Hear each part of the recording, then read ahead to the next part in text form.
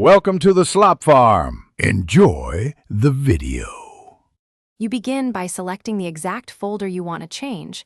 This ensures you don't alter the wrong location.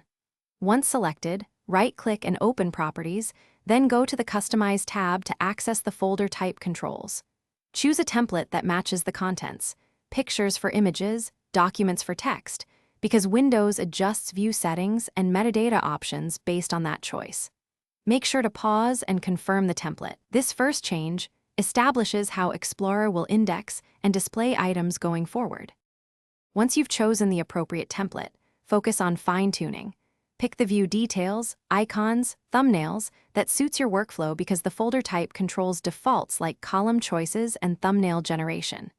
If you want the same behavior for nested folders, check Also Apply to subfolders so changes cascade down.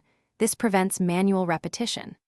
Optionally, click Change Icon to set a custom icon for quick visual identification. Finally, hit Apply and OK.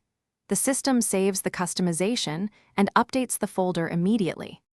To finish, reopen the folder and confirm the view, columns, and icon reflect your new type. This validates the change took effect.